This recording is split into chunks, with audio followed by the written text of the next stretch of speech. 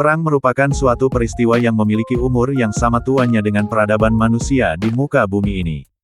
Di mana perang itu lahir dari hubungan-hubungan yang ada di antara manusia itu sendiri.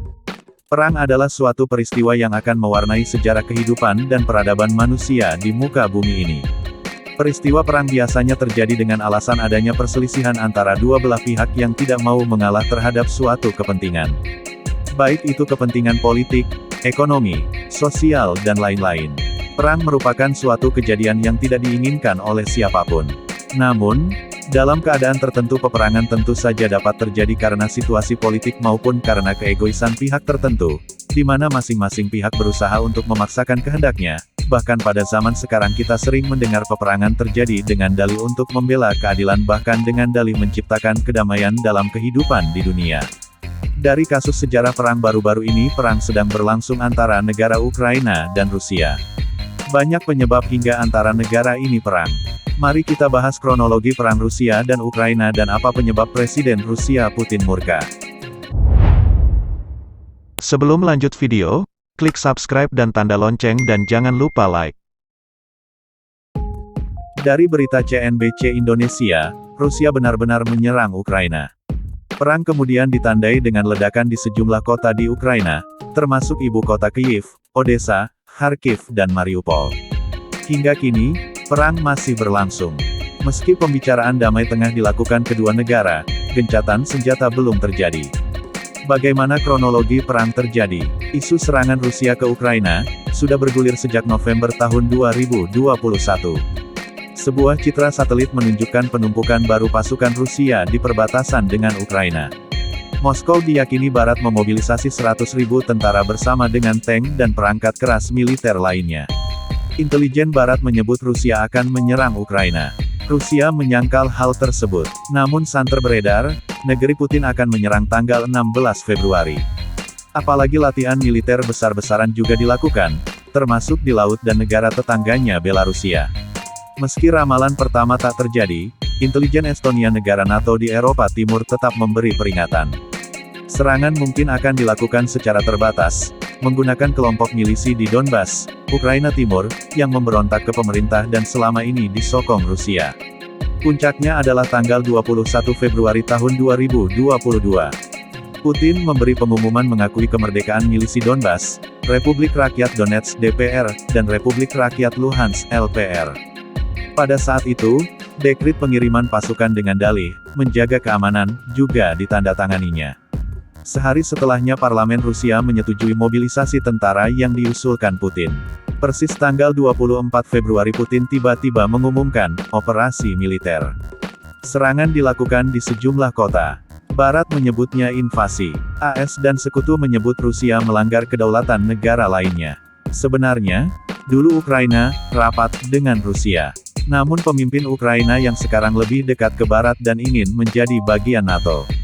Padahal ketika Perang Dingin terjadi, sebelum 1990, orang-orang Ukraina dan Rusia bersatu dalam sebuah negara federasi bernama Uni Soviet.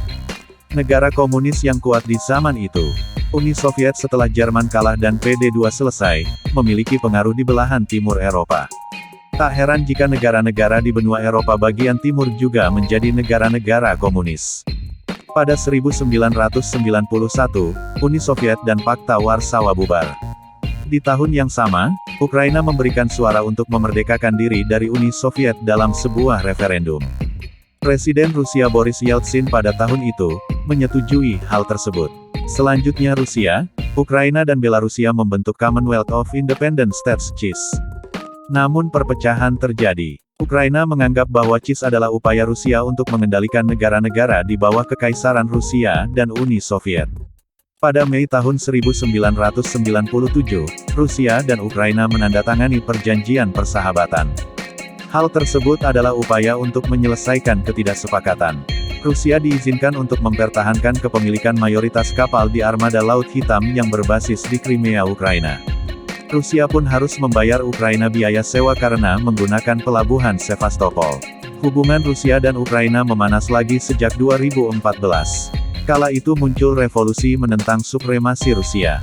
Masa anti-pemerintah berhasil melengsarkan mantan presiden Ukraina yang pro-Rusia, Viktor Yanukovych. Kerusuhan bahkan sempat terjadi sebelum berdamai di 2015 dengan kesepakatan Minsk. Revolusi juga membuka keinginan Ukraina bergabung dengan Uni Eropa (UE) dan NATO. Ini, mengutip Al Jazeera, membuat Putin marah karena prospek berdirinya pangkalan NATO di sebelah perbatasannya. Hal ini juga didukung makin eratnya hubungan sejumlah negara Eropa Timur dengan NATO, sebut saja Polandia dan negara-negara Balkan. Saat Yanukovych jatuh, Rusia menggunakan kekosongan kekuasaan untuk mencaplok Crimea di 2014. Rusia juga mendukung separatis di Ukraina Timur, yakni Donetsk dan Luhansk, untuk menentang pemerintah Ukraina. Sebelum perang benar-benar terjadi, Putin sempat mengajukan tuntutan keamanan yang terperinci kepada Barat. Salah satu poinnya meminta NATO menghentikan semua aktivitas militer di Eropa Timur dan Ukraina.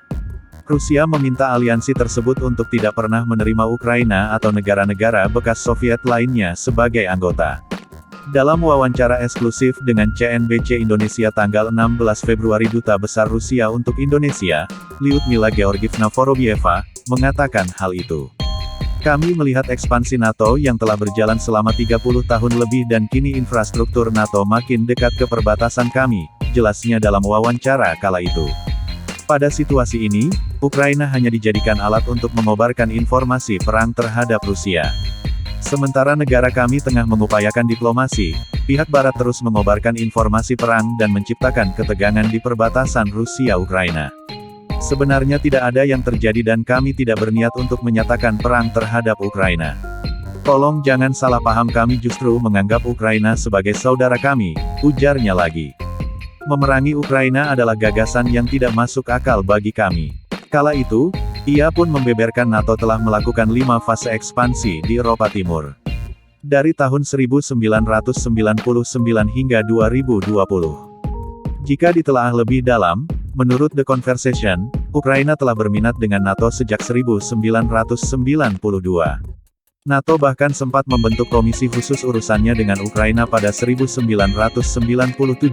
yang menyediakan forum diskusi masalah keamanan guna memajukan relasi kedua belah pihak.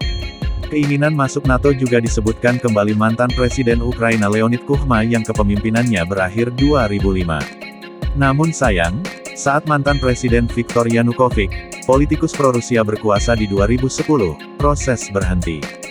Di 2014, keinginan kembali menjadi anggota makin tinggi. Salah satu penyebabnya adalah Rusia sendiri. Hanya dalam beberapa hari, pasukan Rusia berhasil menduduki seluruh wilayah semenanjung Crimea dengan dibantu pasukan pemberontak anti-pemerintah. Putin awalnya menyangkal kelompok tersebut adalah tentara Rusia, tetapi akhirnya mengakui para pemberontak merupakan bagian dari tentara Moskow. Setelah pendudukan itu, Rusia melakukan referendum di Crimea. Sayangnya tak ada pengamat internasional atau jurnalis yang memantau. Bagi Ukraina, menjadi anggota NATO akan secara signifikan meningkatkan dukungan militer Ukraina dari pihak luar, termasuk AS. Meski ini memungkinkan NATO melancarkan kegiatan militer di Ukraina atau atas nama Ukraina, yang pasti tak disukai Rusia. Semoga ada solusi terbaik dari kedua belah pihak antara negara Ukraina dan Rusia.